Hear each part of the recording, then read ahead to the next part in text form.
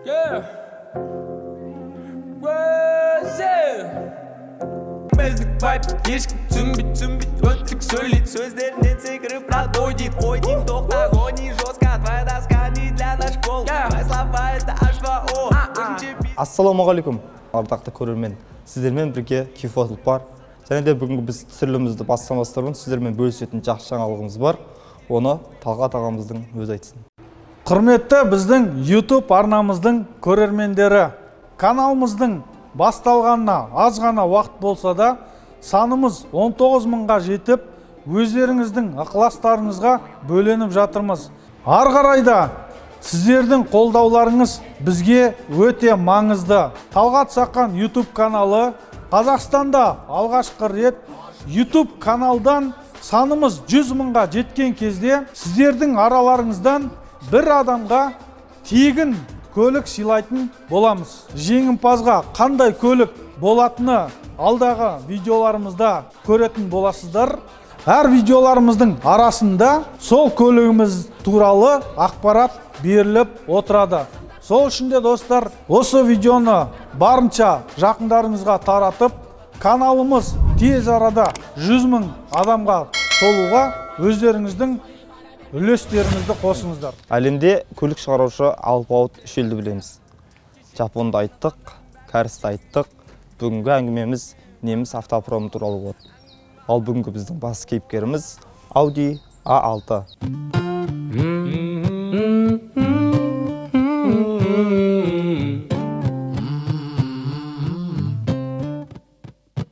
Марканың толық атауы Audi 2 TFSI Multironik. Ал кузовтың, яғни шанақтың маркасы 4G2. Айта кететін жайт, көлік 2014 жылғы 2011-2014 жылдардың аралығында осы кузовта шыға бастады.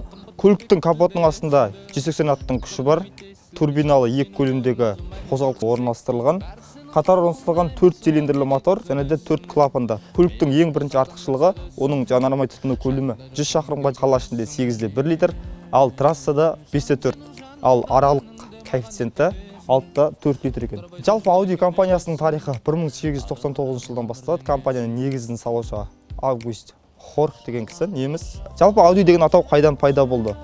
Әлгінде біз айтып кеткен Август Хорх ең бірінші 1899 жылы осы Audi компаниясының негізін қалап, бірақ арада біраз уақыт өткеннен кейін компанияның негізін салушы адамдармен арада кикілжің болып, өз компаниясын өзі қуып кетеді.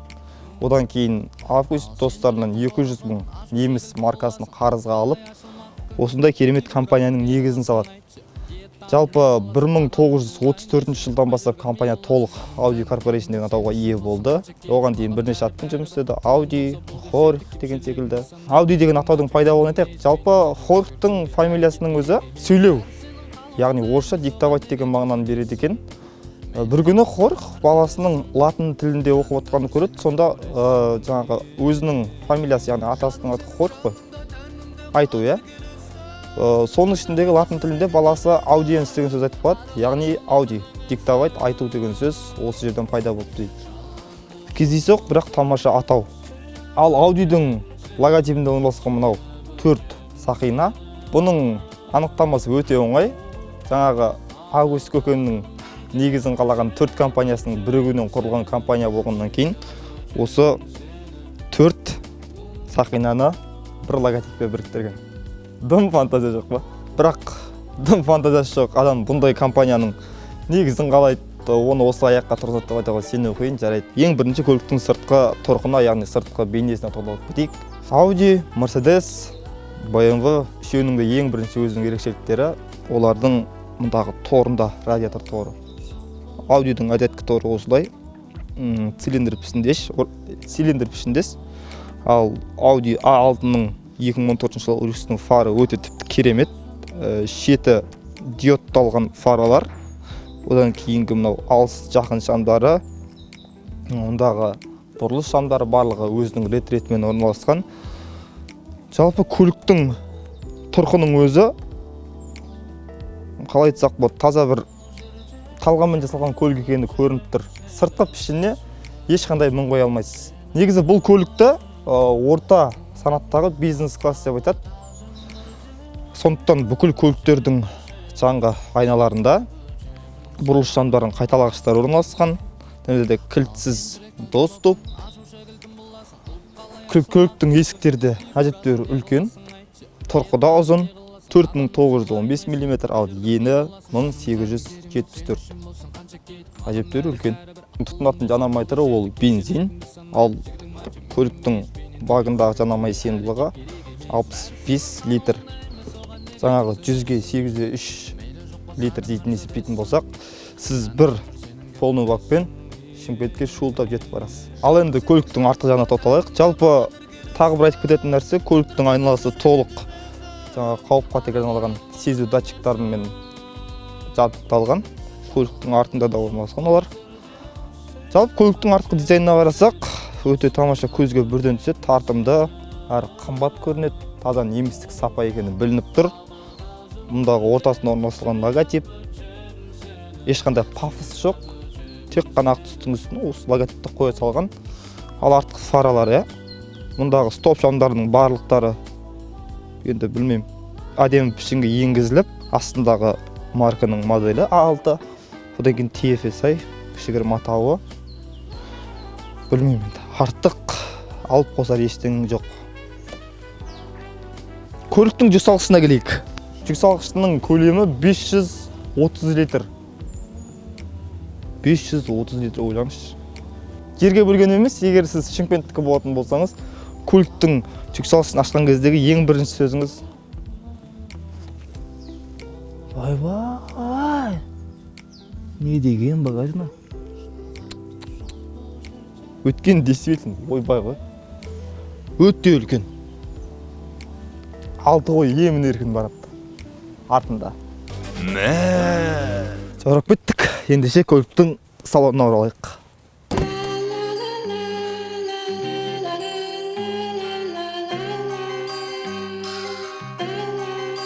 Gel gök kristal, el şantanmayon, müştak bermayon. Рачната, рачната, gel Көліктің басқару панелі де өте тамаша. Әртүрлі подсветка, яғни әртүрлі жарық шамдар. Аудидің фирменный қызыл түсі. Мұндағы температура көрсеткіштері, жанармай көрсеткіші, тахометр, спидометр. Көліктің ортасындағы қалған минуттерін көрсетеді. Яғни дәл қазіргі уақытты, дәл қазіргі күнді, дәл қазіргі сыртқы градусты көрсететін арнайы нелері бар. Мүмкіндіктері.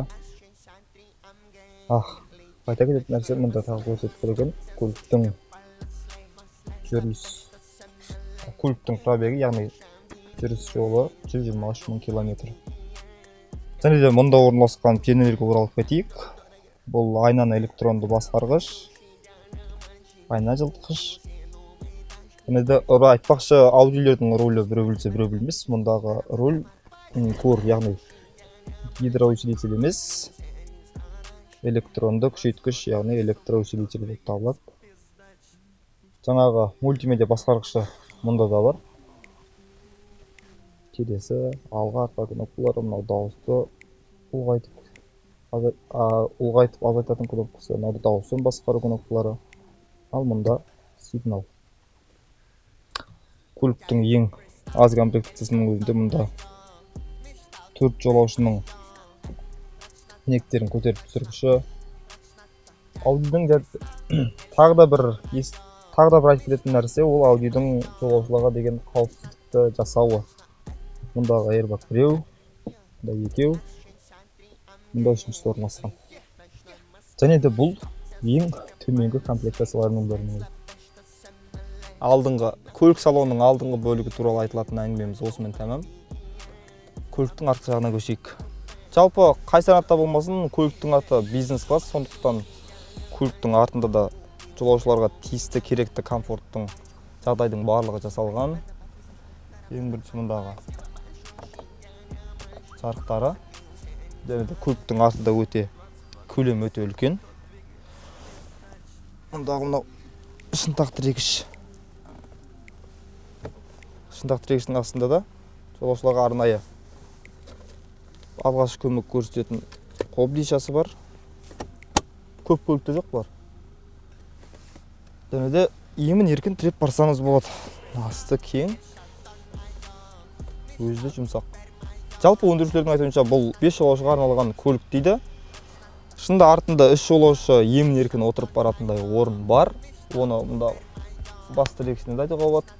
Және де мұндағы қауіпсіздік белбеулерінің саны да 3. Сондықтан бұл талапқа Audi толық жауап беріп тұр. Көліктің арты да өте кең. Және де арттағы жолаушылардың ыңғайлылығы үшін мұнда пештің бағыттағыштары мұнда да орналасқан. Және де көліктің артындағы дыбыс жүйесі есіктің өзінде 2 колонка орналасқан. Және де артында да тағы 2 колонка. Яғни көліктің дыбыс жүйесі өте жақсы. Ал бір кемшілігі салонның материалы былғардан емес, жай ғана қарапайым матадан болғаны болып тұр ғой. Көліктің жүрісіне оралайық. Ең алдымен айтып кететін нәрсе міне қозғалыс датчигі мен артқа камера. Міне қозғалыс датчигі жаныңызда тұрған кедергіні анықтауға мүмкіндік береді. Ол бағанағы парковка, яғни ол көлікті бір жерге қоятын кезде және де тар көшелермен жүретін кезінде осындай пайдасы өте көп. Бірақ мына дыбыс кішкене жағымсыз екен. Ұрысқа келдің дауыс секілді. Ештеңе де болған жоқ қой, көріп тұрмыз. 100-ге дейінгі көліктің жылдамдығын тексеру бізде мүмкін болмаған өткен жыл білесіздер, бірақ өндірушілердің айтуынша және тест-драйвтар нәтижесінде 100-ге дейінгі жылдамдықты көлік бар болған 8-3 секундта алады. Қараңыздар. Міне. Көліктің жүрісі өте жеңіл, салмағының ауырлығына қарамастан. Динамикасы өте жақсы. Audi көлігі бізге ұнады. Ойлайтын шығарсыздар, сендерге бәрі ұнай береді деген жоқ. Бізге барлық көліктер ұнай бермейді, бірақ бұл көлікке отырсаңыз сізге де ұнайтыны анық. Бір сөзбен айтқанда 10 балдық шкаламен Audiға 8-9 балды беруге болады. Неге 8-9? Өйткені бағанағы мен кеткен орындықтарына бола. Құрметті көрермен, сонымен бүгінгі түсіріліміміз тамам. Егер сіз бұл көлік жайлы қандай да бір біз айтпаған ақпаратты білетін болсаңыз, артықшылықтарын, кемшіліктер жайлы білетін болсаңыз, төменге пікірге жаза кетіңіз.